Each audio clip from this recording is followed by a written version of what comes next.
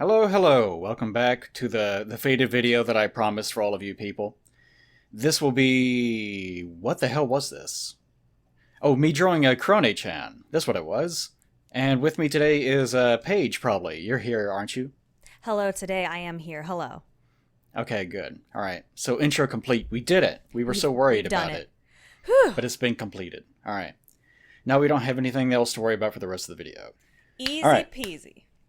So, some general explanation for what the hell this even is, because I'm sure a lot of you have no idea what's going on. If you have maybe noticed, there has been an influx of VTubers lately, especially on the YouTubes, and also on Twitter and so forth and so on. I've been responsible for some of that. No need to worry about that. And I guess there's a lot of reasons for why that's been happening lately. Of course, 2020 is probably the primary reason, if I had to guess. Just the influx of being able to have people in front of you talking as people has been more important more than ever lately. Oh, yeah, for sure. So streaming has gone up, LPs have gone up, things like that. Anything that involves engagement online has gone up, which would be a great time for me to release even more content than usual. Unfortunately, Cough, cough. I've been choked down with a bunch of Patreon stuff to do, so I haven't been able to do that. Thanks, guys. Always appreciate it. Always appreciate having my schedule completely obliterated with your unwavering love and demand for Sonic OCs. I really appreciate it. Alright. So, I think I introduced... You've always been aware of, like, VTubers, I think, but I think it's been me pushing like Korone down your throat. You and Pat. Yeah, no, I'm glad you've done so. Isn't she probably the most popular one right now, isn't she? In a way, Other than let's like see. what Kizuna Ai? Kazuna AI, there's a whole mess of controversies and conspiracy theories involving her. Okay. But she was probably the first and most infamous. Well, not the first. The first one was I think Japanese American that did stuff back in 2011, except they didn't use an anime avatar. They used like this extremely realistic one. Mm-hmm. It wasn't even... No, it looks more like it almost looked like a Lilo and Stitch sort of character design. It's kind of strange. Okay. But it's been around for quite a while. But Kazuna is probably the most infamous. Aside from, I guess you could also include, what's that singer one? The one that Hatsune Miku? Hatsumiki. Yeah. Yeah. Okay, so they've been around for a while. Right. Kazuna is probably the most famous. I think there's like 4 different people doing that one now. But the Kazuna one's probably the most infamous just because it was being advertised under the pretense that it was an AI, which of course it's not. It's just Right. Rudimentary, webcam to model viewer sort of thing. Mm-hmm. I guess I'll explain that first. There are different programs that you can use that will allow you to, say, use either your phone or a webcam, just a camera in general, to track the movements of your facial features and then in real time mimic those on either a 3D model or on a 2D image. Mm-hmm. And I was actually looking into being able to do that in this video as a bit, but it ended up getting so complicated that I decided to just not bother. Yeah. Because I really just need to get content out, and I can't afford to spend weeks learning a new system to be able to do that. Yeah. Plus, Wooly stole my idea that he didn't know that I had. Therefore, he stole it. Oh, I think thought yesterday. Yeah, go ahead. So, it doesn't matter anyways. Yeah. But some examples of that for anyone that are wondering. Let's see. Face Rig is one of them. Custom Cast. Vroid Studio. Live 2D is the one that I was looking at primarily, I think. And I think you could also use VR chat to do it.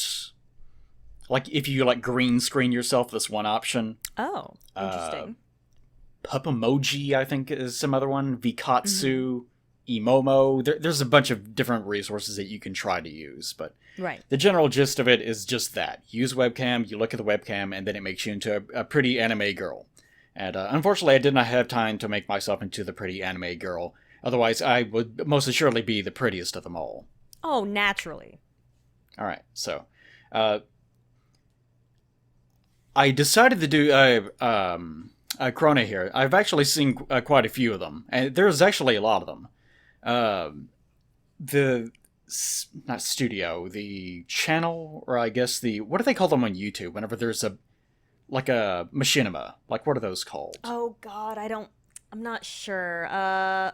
Is it? But they're the umbrella corporations or whatever that basically control the different channels. In other words.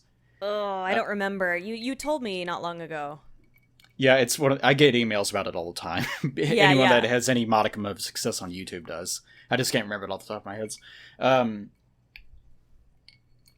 There's a bunch of them, including like Hato, Mel, Fubuki, Shion, Aqua, Pecora, the rabbit one, Crony, of course, this one, Marine, Noel, Flare. There's a whole slew of them. Okayu is the one that usually seem paired with Karane the most. They're like the stereotypical BFFs as far as the personality that they're portraying goes. Right.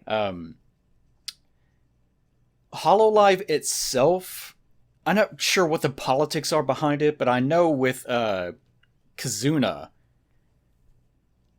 most of the controversy is that the actual person doing the performance gets almost nothing out of it as far as their payment goes, and Really? most of the money that they make is being drained directly into the corporation. I don't know what the numbers are for Hololive. I think they're also getting shafted for the most part. But I have no way of knowing. I can't speak from experience. I have no direct knowledge about it. Right. Wow. But it is one of those weird things. It's interesting because it's tying almost into the same sort of idol culture that Japan already has. Yeah. Except in this case, there are advantages and disadvantages to it. This is the reason why I mainly wanted to talk about it, because it's so interesting to me. The advantage, of course, is that you can just be that person for the rest of your life if you wanted to be. Yeah. You don't have to worry about getting older. You don't have to worry about your Wrinkles. face changing or anything. Yeah. Exactly. Your voice, I guess, could change, but that's pretty much it. Yeah. So in theory, you could just keep doing it forever, and that essentially the cartoon character that you're playing could just be the same forever. And this sort of goes hand in hand with the idea that I've had in some of my videos that I've explained to you guys. The idea of the more cartoon version of me versus the actual version of me. Like in the Art Gripes, I'm more myself, whereas in the videos that are meant for more mass consumption, I'm more of a cartoon version of myself. So this is more of a physical manifestation of that. But the downside is that, like the Kazuna thing, where you can actually have the person that is playing the character be replaced if someone has the control to do so.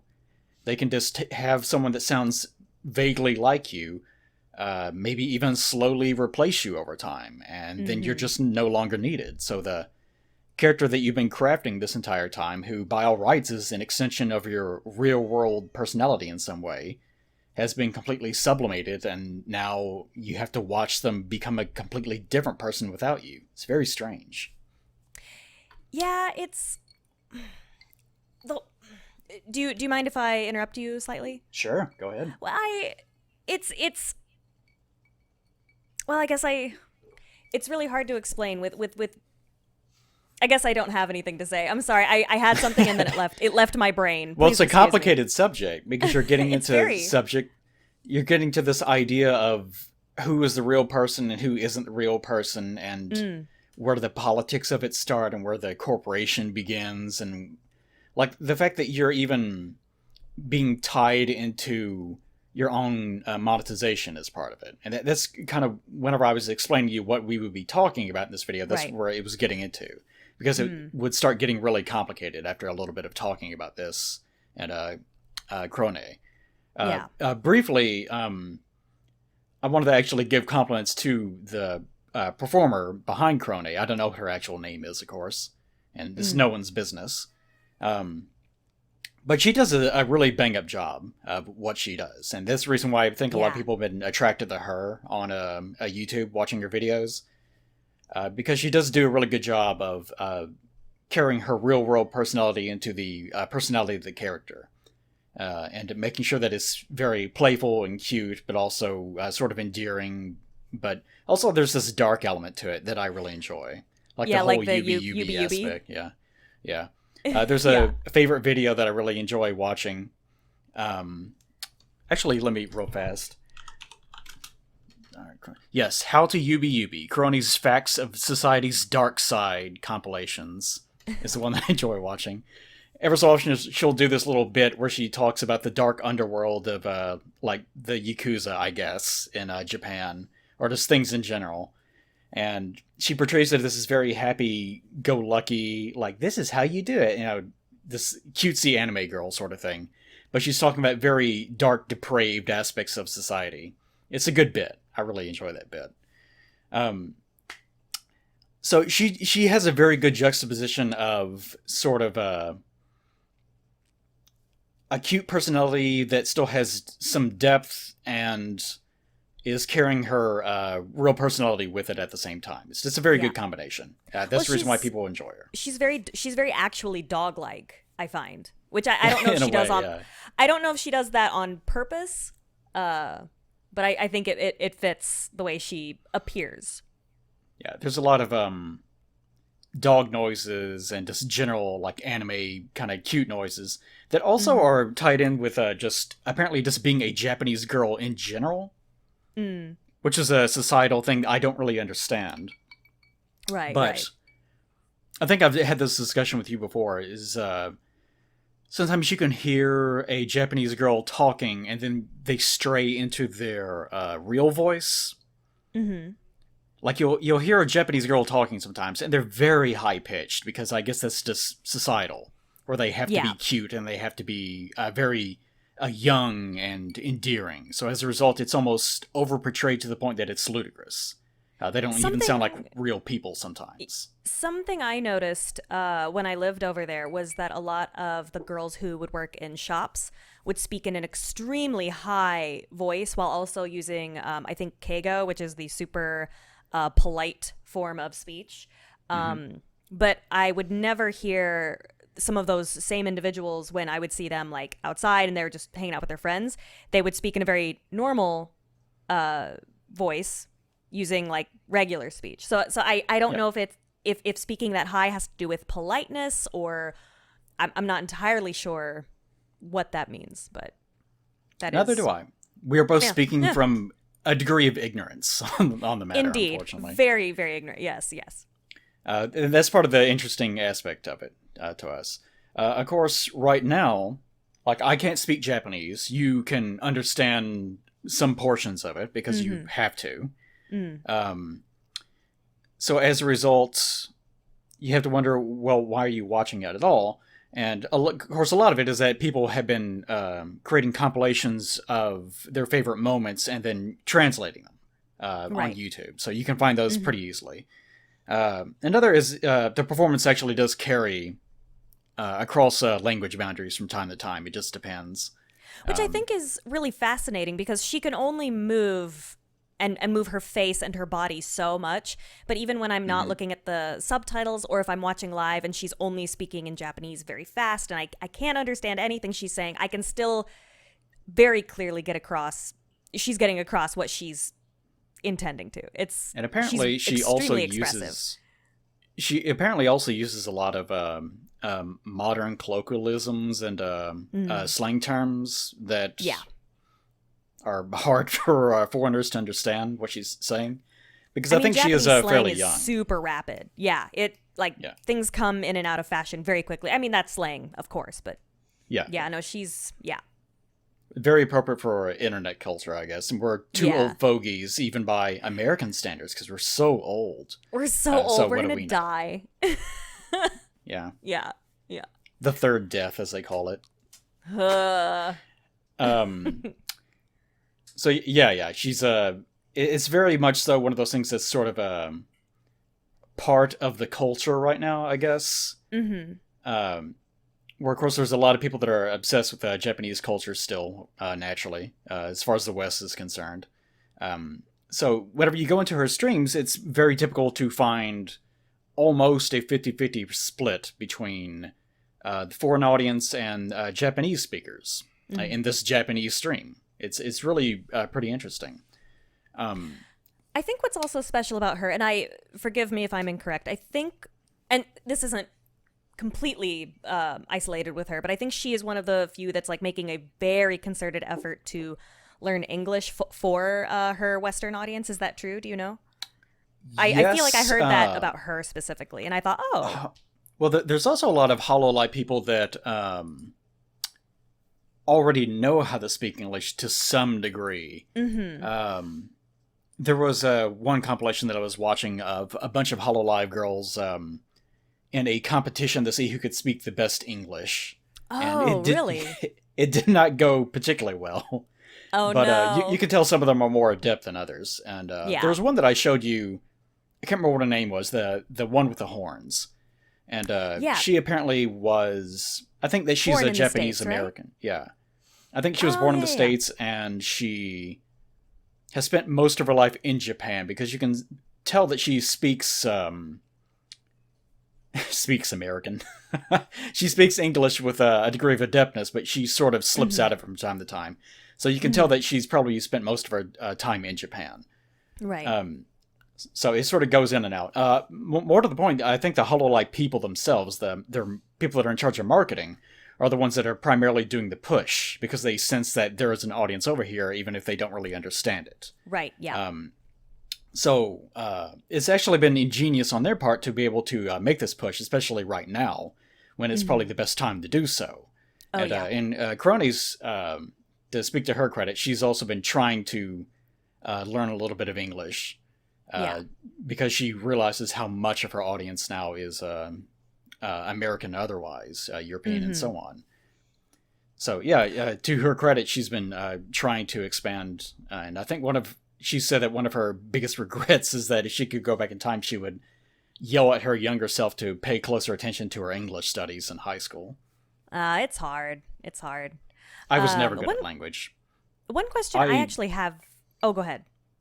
I was about no. I have a very loose understanding of some Spanish, and then that is it. I cannot speak it. I'm terrible with other language, mathematics and languages. Not in me. Like I'm an artist. That's how my brain works. What side of the brain is that? Is that the left side? I think that's actually a myth. Really? Think. Oh. Yeah, that's something that we were taught in school whenever we were coming up. That there is a division between the brain that is more artistic or mathematic and so on, but apparently that is not really true. Oh, interesting. Okay. One of those things to research. Yeah. One question I actually have for you: why is Korone your favorite? Because I've noticed that you send me these, right? And all you have great taste in these VTubers. But one thing I will say is that, sorry, Pat was making a jerk-off motion at me. One thing I will say is that, God damn it, go away. We're trying to record something, you fuck. I know. Where was I? I think what I'm trying to say is, what is your favorite thing about Korone specifically? Because out of all of the ones you've shown me, I feel like Korone is the least afraid to be genuinely upset, which I enjoy very much. What do you think? Well, probably the foremost thing is that she's the one that's most heavily trafficked on YouTube in the first place. So if you were to wander around, she's probably going to show up the most in the recommended feed in the first place. So it's more common for her to just show up. Right. Part of it also is just the fact that of how her little 2D avatar is drawn. Like, it could be something as simple as that. And that's also something I wanted to talk about. Like a lot of...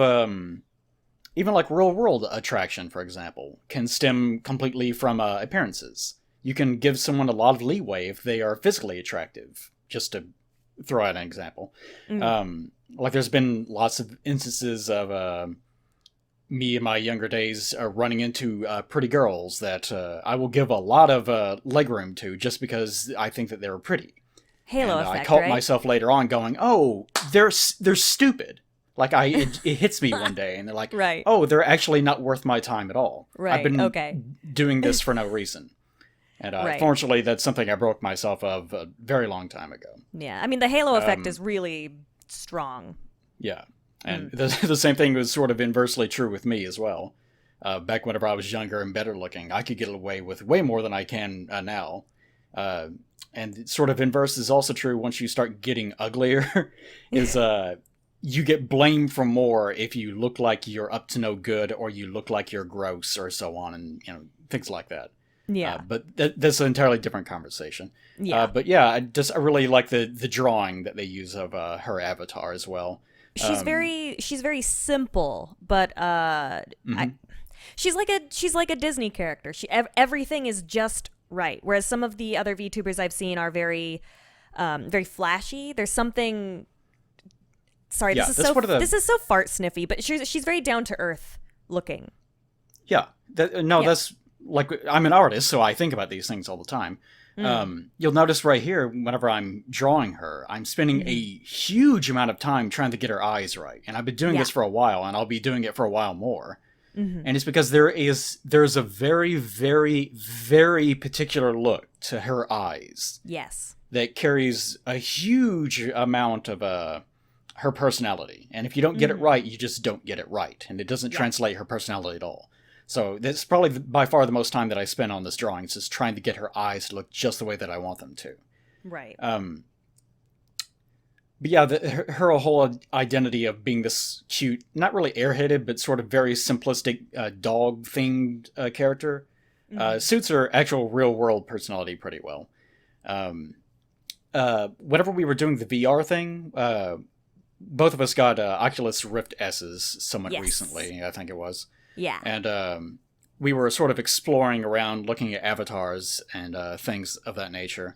And there's a lot of avatar rooms, and a lot of them are either just memes, like here's Kermit the Frog, or here's some Simpsons characters, and there's a lot of things like that.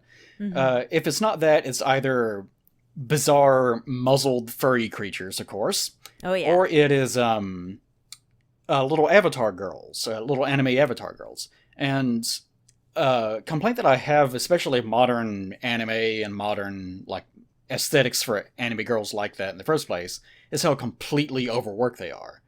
Like Yeah. they just have there's just shit all over them. They have these incredibly elaborate outfits with this ribbons all over their heads. They have horns sticking out in every direction or whatever it is. And they're just really overly designed. Yeah. There's not much simplicity to them. But Korone's design has a pretty good simplicity marker for it, where Yeah. she has a pretty normal looking face. She has the little dog ears, of course, and the human ears, because God knows we can't have a dog girl that doesn't have normal human ears. Thanks, Japan. Thanks for that. And other than that, she just has like a normal blouse and a little coat, and that's it. Yeah, well, she's got like little bone barrettes and like a collar, but that's a little bit of flavor. It's not too much. It's just the right amount of Yeah, it's just of flavor looks, of that's here's right. my personality. Exactly. Yeah. The Very only- simple design. The only Less is thing that more. I would say that's really particularly odd about her outfit is just the accommodations that you'll notice it if I zoom out back to her tail. Is her coat actually is divided into two little coat segments. Like it ends almost like a half jacket or a bolero or something in a way around the waist, but then it continues on because there's actually a dividing line between where her tail needs to come out of it. Right. So whenever I was drawing this, I was under the false impression that that's where her dress would be, her white, dress or one piece. But as I started doing turnaround shots, noticing that on image results of her model, I realized, oh, that's not true at all. So I ended up having to go back and add some like frills to create the pleating effect for her coat, which is how it normally looks. And it does this anime thing where the tail erupts out of the lower back for some reason, Oh yeah. which is a common problem with anyone that's drawing tails on model sheets. For some reason, I guess because they think it looks better, they want to draw it almost coming out of the back itself. Like, Yeah, I'm looking I've at a seen people picture even right now, draw it yeah. out coming out of the middle of the back. It's like, come on. Like, I get Right, it, right. but that's not where the tail goes. Yeah. The unfortunate reality is that it would probably pop out right just above the butthole, because that's how tails work. Ew. As unappealing as that is, yes. Right, So I right. get it, but still, lower it a little bit. Come on, guys. Right. All right, so that's the one little odd thing about her general design. But other than that, yeah, Mm-hmm. it's just pretty simple design. There's just a lot of generic appeal about her without her personality being generic. I guess Yeah. that's the reason why that she's sort of risen in popularity. Yeah, I agree with that. Yeah. So the thing I kind of wanted to talk more about is Mm-hmm. what I sort of touched on before, is this idea of the division between your actual personality and your sort of online presence. Mm-hmm. Because I've noticed this with some of the videos I've seen. You would think that with it being sort of a HoloLive thing and it being more controlled, that things like this wouldn't slip through as much. But I have seen a lot of these girls actually confessing, like sort of almost breaking character in a way, talking about their own like feelings of loneliness and how they Yeah. feel like they're always disappointing their audience and that they always need to be on. Mm. And whenever they don't want to stream that day, they feel like they can't give their best performance, and they're very self-aware of and self-conscious of it. Yeah. And Yeah. you should recognize that as a streamer. Anyone that's ever done anything online should recognize what that is, Absolutely. because we all have those feelings. Mm-hmm. And it's just one of those aspects of being an online personality, is that, like, even before we started this stream, I was telling you that I can't just start and then go. Like, it Right. usually takes me one or two swings at the the plate to be able to get started. Right, I'm right. drawing those eyes again. And Well, it's like a muscle flex, you know? You gotta warm up, I guess, tiny bit, you know? yeah. And usually performers will do warm-ups where they are preparing their voice, or they're just trying to get into the mindset of doing it. Mm-hmm. There's a very specific sort of presentation that you have to deliver, and fortunately we have done this in one take, essentially. But usually whenever I was doing like the old Dark Souls LPs, or Mm-hmm. just most of my more generic videos, I always have to warm up and get into the right state of mind, and I'll have to do several takes where I stop, go back, and then start the dialogue all over again, Right. just to be able to get into the right rhythm of it. Otherwise, it just does not work. Yeah. So, And it's with it's hard to do that live. yeah, especially I'm sure that all these girls are probably, they don't need to be like these could be 40-year-old women.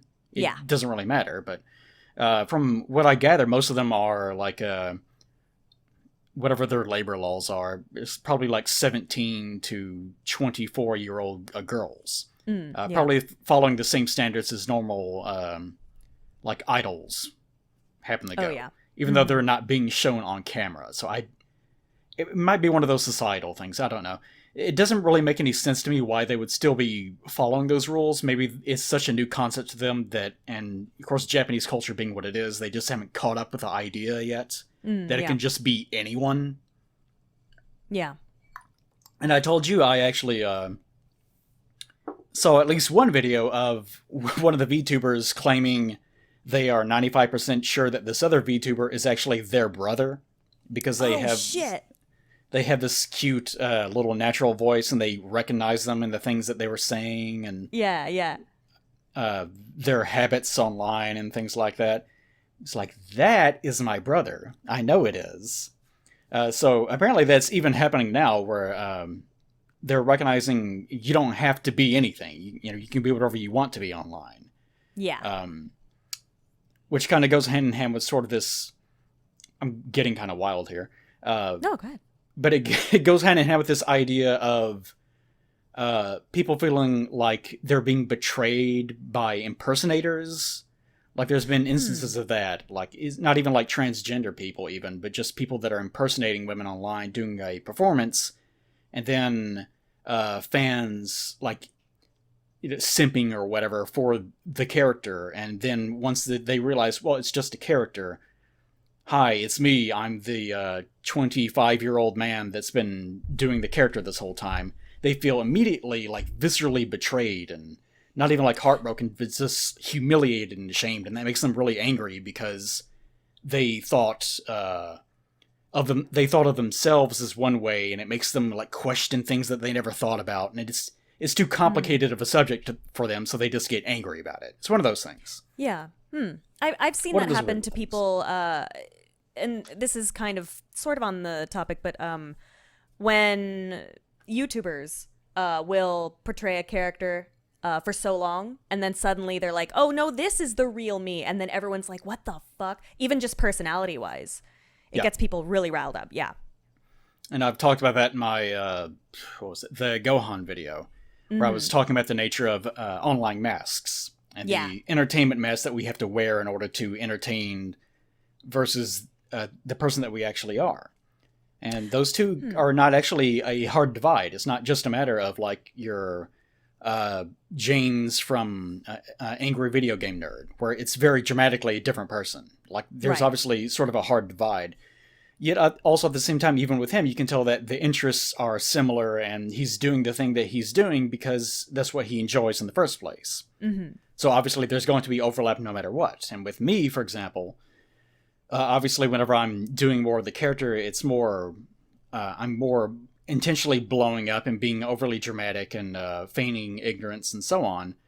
But the things that I'm talking about are still my interests, and a lot of the things that I'm saying are still either true or things that I sort of think, but I'm taking them wildly out of proportion, and it's kind of hard to see where the dividing line actually is between what I actually think versus what the cartoon character of me is saying or thinking.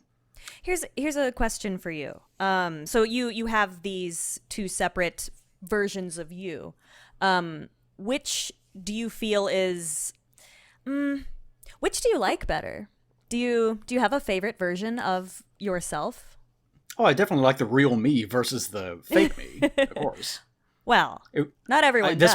That's probably not true of everyone, though. I'm sure that there's a lot of people where the addiction of, like, say, one of the Hololive girls, I'm sure that's something they must have to deal with all the time, especially if they're someone that maybe is not as good looking as their imaginary avatar is, and doesn't have as colorful of a personality.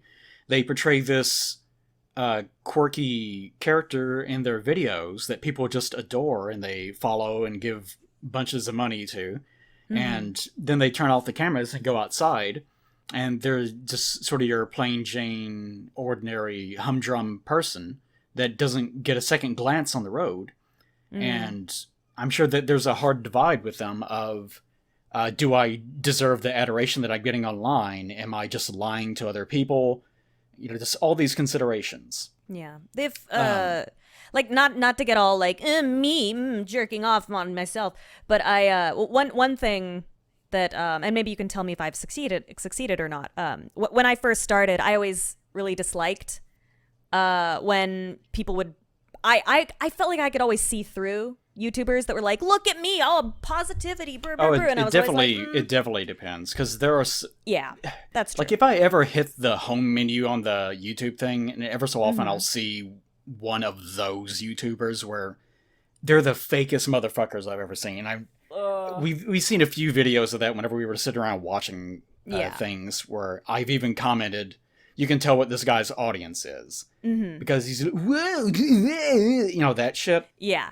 And I feel like everyone that's listening, it doesn't matter who it is, knows that characterization. It's like it's almost like the same personality that you put on for like Blue's Clues or something. Except it's aimed at like middle schoolers or people that are just above that age range. It's very bizarre to me because people don't act like that. Yeah, but no. I know what you mean. When I started streaming, something I always promised myself is that I was always going to be my, I'm making a jerk off motion, but like my most authentic self. But like I never want to, let's say, have, be talking to you and then turn off, okay, goodbye. And I almost said unrecord, hit stop. and then unrecorded. and then I'm like, well, anyway, and I'm just this completely different person. I You never turn wanted into that. you turn into the guy with a wife beater that's actually 42 years old and living out of his trailer in Atlanta. Well, no, I mean, well, personality wise, I Thank always God wanted. that's over.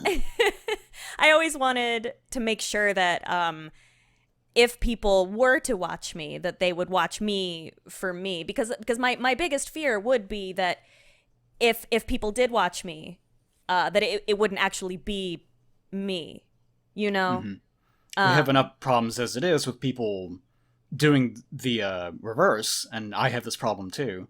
Of people assuming things about me that are not true, just based really on nothing other than the fact that maybe they saw one video or they heard a rumor for someone and then decided I don't like that person, so now I'm going to look for those things with a confirmation bias and just find them. Mm-hmm. Yeah. Yeah. That's the other side of the coin. Yeah. Yep. One thing I kind of wish magically, like I love the fact that I'm on camera because I think that it adds like some extra stupid bullshit because I think it's fun. Part of me almost wishes that I were a magical, adorable waifu VTuber because I just feel like you can. It's like there's how do I put it? I'll say this because I was thinking it earlier. Yeah, go ahead. With the fact that everything is 2D and like you were talking about Korone and the fact that her design is so simple, that lends itself to a lot because with the range of motion being so limited, you're also more creative. You're encouraging participation with the audience for them to project what they want to onto what you're feeling. Yeah. So you can actually read whatever you want to. And I've talked about this a lot in my, especially in the old Let's Gripe About Horror and Let's Gripe About Writing series, is the most powerful thing you can do as a creator is to encourage participation with the audience so that they start projecting what they want to see onto the experience. That way, you don't have to worry about creating the perfect experience as long as they are willing to do it themselves and not realize it. Then you're creating the most authentic experience possible. And the only thing you really have to worry about after that is dealing with the writer's problem of I thought this is what was happening, and then as the author having to refrain from correcting them. Yeah. So with VTubers, it's sort of like that. With the fact that Korone is so simple, her design, you can imagine the perfect feedback. And if you were to ask the actual actor what she was doing at the time, then I'm sure, like, oh no, I wasn't feeling that at all. But you don't have to worry about that. Yeah.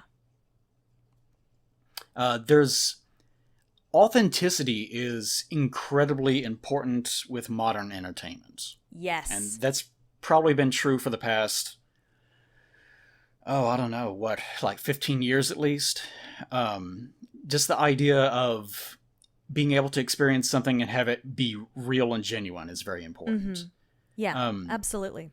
I feel like that's happened more and more recently, primarily because of the fact that modern society has become much more sequestered and insular and very, very concerned with the separation between people. It's lonely just as by nature fuck. of technology. Yeah. well, yeah, especially for extroverts or people that are ambiverts like you. Yeah. But people like me, it doesn't really affect me quite as much because I don't really like being around people that much in the first place. Except me. You like being around me, right? You call me all the... Okay, but anyways. Well, you know.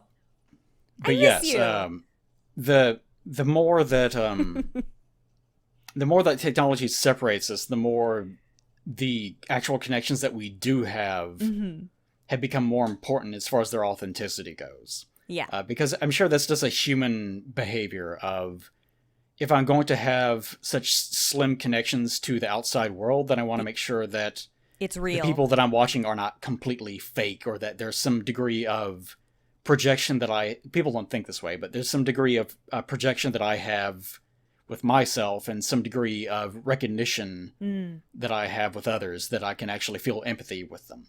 And we talked about that in the Muppet video, I think it was. That's right. Yeah. I think so. About the whole idea of attraction being systemic, of being able to have empathy with something, or to be able to remind you of better days, or to be able to create associations with yourself so that you immediately feel a connection with them. Yeah.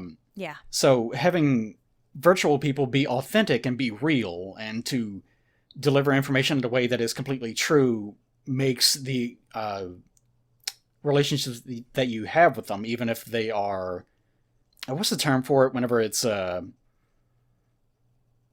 parasocial. Even if you have a parasocial relationship with that person, then it still feels authentic to you because you recognize those elements in yourself and your own experiences. Yeah. Do you remember, I guess this was really big, like in what, the 2010 to 2015, 2016 of YouTube, and I guess Twitch as well, when all of the reactions were very like, when you would be frightened by something, you would really let it scream, things like that, and it was clear that it was bullshit. That always pissed me the fuck off. And it really, shit, I'm going somewhere with this. Well, they still do it. Those are still a thing. Oh yeah, they still do. But what I really appreciate about now is that you see that less and less and less. Thank God. Because it's usually whenever I see it, it's more aimed at a general audience of people that you can tell don't really use the, like my like niece or my mother or someone. Just people that don't really, they're not really connected users in the same way that we are. Most people from our generation or below happen to be. So as a result, they're not as used to seeing the bullshit from day to day. Yeah. So as a result, whenever you run into them, you can tell that they're being aimed at this audience that is nowhere close to where we are in terms of their reception. Finally getting color. The thing I appreciate about that is that even when the, some sort of reaction is underwhelming to the viewer, like myself, like when I'm watching someone and I'm like, oh man, I was hoping they would react in a different way. I do find myself kind of appreciating the fact that the streamer or VTuber or whatever is reacting in the way that they would react because it's real. And I just that's I don't remember why I'm bringing that up, but that's one of my most favorite things about watching streamers now. It's a lot more true rather than just going, whoa, I'm so scared by this obviously very small thing just to get a rise. Does that make sense what I'm saying? Yeah, you're talking about authenticity. Oh, yeah. It's sort of the, I think Wooly has talked about this, the guy that asked you to watch something and then instead of watching it with you will just look at you on the couch the whole time. Is that because they're wanting to confirm the thing that they already have experienced. Well, they want to, the other thing is they want to relive the experience of, when you first watch, the ending of Sixth Sense, right? They want to see that relive reaction. That. Exactly. Like I can't re-experience that, but you can maybe re-experience that through so-and-so, right? Yeah. The same thing, the same general principle goes hand in hand with, I've talked about this also in that Gohan video, the idea of comfort branding, the idea of experiencing something, especially whenever you're in your formative years and then you grow an attachment to it. And so whenever you start seeing it in the future, you immediately have positive reactions to it, whether they are warranted or not. Star Wars has the same sort of issue where here's some TIE fighters, here's a lightsaber, and then that's all it really takes. So that baby can clap its hands and, ooh, thing I recognize, and that's all it takes. And as a result, you just have to stop trying. You can just rehash the same elements over and over and over again, and companies will wonder, well, how come we're not bringing in new people? We're just marketing to the same people over and over again. It's because you haven't earned it. Right. They just make the assumption of, well, the audience will always be there, and that's not true. You have to keep winning over and over and over again. It's like a good relationship, like a healthy relationship. Yeah. You can't just you can't sit on the relationship and just go, well, I already won. We're already in the relationship, so I can stop. You never stop dating. Trying. You never stop dating. Yeah, you have to keep winning the person over and over again. Not in the sense of it being tiring, but you have to, like, even just as a personal relationship with yourself, you have to keep advancing as a person. You always have to keep improving. You can't ever just stop Mm-hmm. and say, this is the reason why I can't stand people that are like this, that are, like, it seems Mm-hmm. especially prevalent with young women for some reason. It's the whole, well, I'm a bitch, that thing, that mentality of, this is who I am, the world needs to accept it. That's a terrible way to look at yourself. Like, I know that not every criticism the world has of you is a valid one, of course. Mm-hmm. But you should never stop trying to improve yourself and to develop as a person. That's a terrible way to look at things. Introspection is good. Yeah. But yeah, just the idea that you should always be advancing, there should always be some sort of development. So whatever you have that authenticity, that's what you're looking for. You're just looking for that experience. Yeah. With the whole watching the person... Oh yeah, that's what I was saying. I lost track of what I was talking about. The whole aspect of people... A lot of the reason why people will get angry at me is because of that same sort of thing where they experience, Dark Souls or Bloodborne or whatever. There's probably the most popular examples. And then I'll criticize them. Mm-hmm. And a lot of the times they're completely valid criticisms. But a lot of the times people are following a YouTuber or whatever in order to confirm the things that they already think. They're not interested in new ways of looking at things or new ways of being confronted, especially when it's something that they enjoy. They just want the confirmation. I've also been seeing that with we've been playing Dead by Daylight together somewhat recently, and I've seen that in like YouTube videos and in the subreddit and things like that, where there's a division in that game between killers and survivors. Yeah. And you can always find this on the forums. I think the official forums are somewhat slanted towards survivors, and the subreddit is very heavily slanted more towards the killers. And in individual creators on YouTube, you'll find the same thing. You'll scroll down and you'll find a lot of people either lambasting the killers, killer players are like this, or you'll find the opposite, where everyone is just, it's like a killer's like recovery center, where they're like, oh, the survivors are so mean, I was trying to kill them and they wouldn't let me. Right. He flashed his flashlight at me several times. It was so upsetting, and it's just that. Yeah.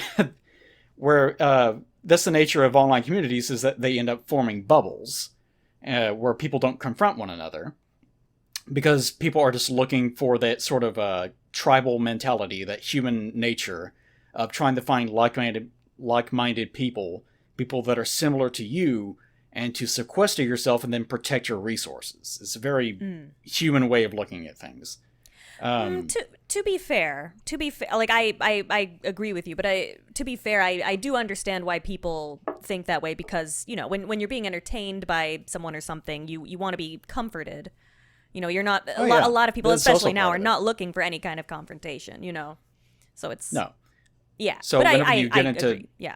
Whenever you get into something less like a video game or or anime or whatever it happens to be, and they say something like, I don't like this character, so that's my favorite character, how dare they? It turns into one of those things. It's really, it's not that serious. Yeah, for a lot of people. Yeah. I feel like when people a few streams ago, there was a character on stream, and I was just like making fun of this character. I think it was Deadly Premonition. I was making fun of this character. I was like, ugh. And there was someone in the chat who was very upset that I didn't like this character, and I was like, oh. And they almost seemed to take it very personally, and I kind of felt bad. I was like, oh, I guess maybe I should I ease up? I don't know what to do. But then, of course, like a minute later, the character said something annoying, and they were like, yeah, okay, the hate is warranted. But I thought it was so interesting that they immediately latched on, it seemed, to this character for some reason. Yeah, a lot of it is this projection. Yeah. Not always, but a lot of the times it's a matter of, I am projecting something personal onto this character, so whenever you insult the character, then you are, in effect, insulting me. So as a result, I'm defending myself by defending my idea of what this character happens to be. And the same is true of intellectual properties or V-Girls, for example. So the reason why I wanted to make this video in the first place. Right. Just this very general idea of how people react to virtual avatars or concepts that they're allowed to project their either fantasies or their insecurities or whatever happens to be onto. It's a really interesting phenomenon to me. And Yeah. it's all interlinked with the way that modern culture behaves at the same time.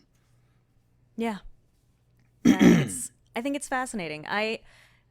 It's a lot easier maybe for people to like VTubers because it's obvious. It's, how do I put it? It's so unrealistic. It's difficult to Yes. hate if you are that kind of person. It's one of the reasons why, like I talked about my xenophilia before, because I mainly just don't like people, because people have so very consistently disappointed me in so many ways.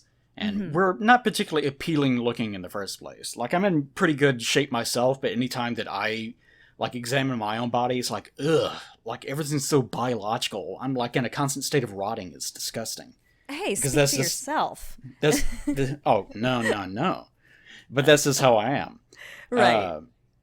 So, with, drawings or 3D models or whatever, it can be whatever you want it to be completely perfected in every way. There are no limitations, and probably more importantly, it is generic enough and without detail enough that you can project whatever you want to onto it. So you can sort of see what you want to. What is that? What's the thing called whenever humans can see faces and things? Something Golia. Seeing. Oh shit. You know what it is. I don't know the so name. Like you can look at the texture on a wall and suddenly you start seeing a face, or you look at clouds and you can see the shape of a bunny rabbit or whatever happens to be. People. Pareidolia? Yeah, pareidolia. Yeah. That's what it is. Yeah. People are very, very good at finding shapes and patterns and being able to see things that they want to see. We're very, very efficient at it. So with like 2D avatars or whatever, you can do the same thing. You can ignore any possible flaws in the design by just visually your eye finds what it wants to find. Yeah. So with the little 2D waifus, it's probably following a similar trend where your eye can find what it wants to find, and if there are any minor flaws, then you can very easily sort of tween them out. Yeah. Just push them out of the mind's eye, and you're already set. You don't have to worry about such things. Yeah. So, one of the sort of creeping dangers of modern society, I guess, to be overly dramatic about it, is, I've talked to you about this before, is I'm sort of a futurist in a way. I like thinking about such things. I don't really think we're going to advance as much as most futurists would like to think that we're going to advance as quickly. I like the whole aspect of the singularity. I think Kurzweil predicted that it was going to happen sometime in the 2050s. I'm way more, not negative, but I wouldn't say more pragmatic, because I think futurists are actually pretty pragmatic. But I personally, I think that it's not going to happen for quite some time. Like, I'll probably be long dead before we hit the singularity. But this idea of humans eventually will get to a point where if we can manage to transition, this is getting really heady, I know, guys. If we manage to actually transition ourselves into being machine intelligences, where we can just transfer or integrate ourselves into machines and just be machines effectively, we'll get to the point where we can make our own virtual, like, simulated realities that are way better than the rudimentary VR things that we have going for us now. And we can sort of exist as we are right now, except in a virtual space. And we won't have to worry about getting old or about getting fat or whatever, because we can just experience things directly by stimulating our brains, or even our simulated brains, depending on how far the technology happens to be. Like, it'll eventually get crazy, but that's like centuries from now, so there's no need to even really worry too much about it. But is that really living? You know? Well, that becomes the problem. You get into philosophy debates about stuff like that. It's the one of the introductory. I forget who postulated this, but the whole like orgasm machine where you can walk into a phone booth, like a thing that's the size of a phone booth, and you press a button, and you experience what's effectively an orgasm, or just the release of positive chemicals into your bloodstream, whatever, into your brain. Like, if you could do that, then would you ever want to experience quote-unquote real life ever again if that was your reality? And that's a common philosophical debate as well, is what is your reality? Like, you could be a brain in a jar. Like, it's a commonly held thing that mathematically we are more likely to be in a simulation right now than this would actually be reality. And again, this is getting really heady. But Scary. one of the reasons why the holometer, not observatory, but the lab, the holometer lab, whatever you want to call it, was built in Illinois, I think it was. It's actually pretty close. Was because they were trying to test whether there was a resolving power below the Planck unit. Because that would be one of the main indicators that we are maybe not necessarily living inside of a simulation, but that our universe is holographic in nature, and that the things that we are interacting with and we are experiencing here are actually technically, mathematically anyways, in a different, like, either dimensional layer or a different part of the universe as a whole. It starts getting really complicated. I don't pretend to understand it exactly. Oh, but man, just... This is like when you made me watch The Heat Death of the Universe with you for 20 minutes. That's a Do you remember great that? video. It's so I love that scary. I loved it. I find it fascinating. I feel no fear at all with that. He made me watch this 20. It was interesting, and I watched with rapt attention. Which is, as you know, difficult for me. But I was terrified. That's terrifying. This is great because the whole idea is that we have we think of ourselves, oh man, the universe is like so old already. It really isn't. We're kind of just getting started in a way. But we'll keep going, and supposedly, like, billions and billions and billions of years from now, we could, in theory, have a much more advanced, assuming that we survive as a species, we could have this really advanced state of technology, blah, blah, blah, and we'll keep going even further than that, and we'll get into, like, proton decay, where even the distance between protons themselves becomes so far apart because of dark energy that physical matter can no longer exist. And I told Paige, look down at the timeline, and at the timeline, it's like, what? It isn't even like 1/4 done with the entire length of the universe. I couldn't believe it. I thought it was like a 5-minute video, and we were like at minute 4. Yeah. And what was 25 minutes? It keeps doubling the amount of time every time. Like 1 year becomes 2 years, becomes 4 years, becomes 8 years. And it keeps doing that like every second, I think. It's that long. The universe is going to be really old. Like, it's crazy. But anyway, so that's like futurist stuff I really enjoy thinking about. But more to the point, eventually we will get to the point where we can transition ourselves into being whatever we want to. And we're sort of at the cusp of that, where our human existence is sort of butting up against the very, very, very, very beginning of this idea of what we are as virtual people or avatars that can be whatever we want them to be because of our nature as biological creatures projecting what we want to onto reality. Pretty neat. Yeah. But anyways, Korone is cute. She is adorable. Being. Wow. Yeah, I tried to make sure that... I tried to write it in a way that sounds the way that she says it. Yeah, no, it's perfect. Because she does this thing where, like, a lot of her little Englishisms, I guess it would be English in a way, or like that, where she says it like... no, how does she say it? Because it has the word wow in it. Now I'm imagining it like, what's his face? Wow. Right, like, wow. She kind of has like a growl in it, which I don't know if it's on purpose. Like, wow, kind of, in a way. Wow. Yeah, there it is, yeah. It's so like cute. She's almost doing a woof sort of sound at the same time. Yeah. I was trying to write it like that.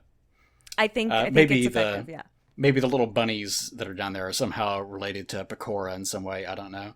I actually Oh. was going to do either bunnies or I was going to do Chicks? what was it?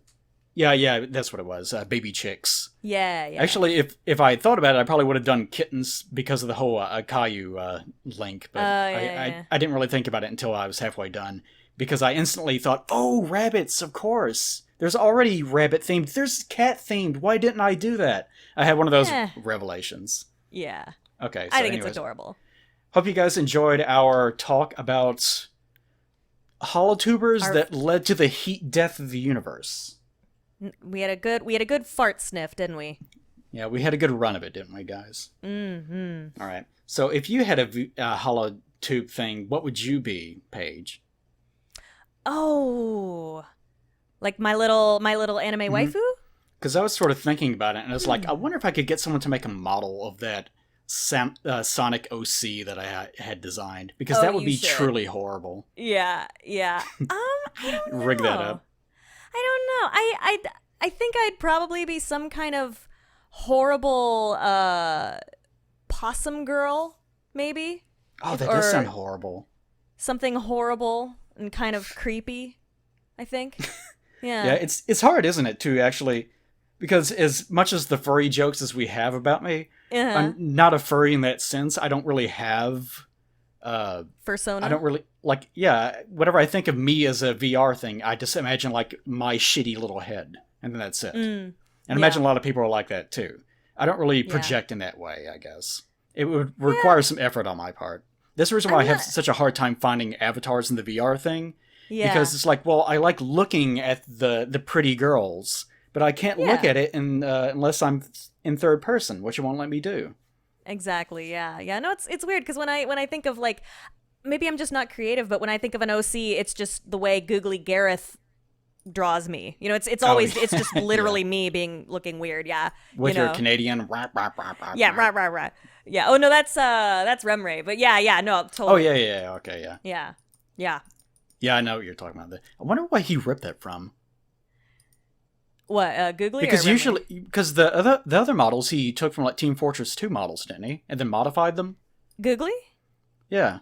Yeah, no, I think my model is from and I think Pat's too. I think Pat's is taken. Maybe I'm wrong. It Maybe looks it's like Scout's mother because she also has the glasses and has a somewhat similar facial structure.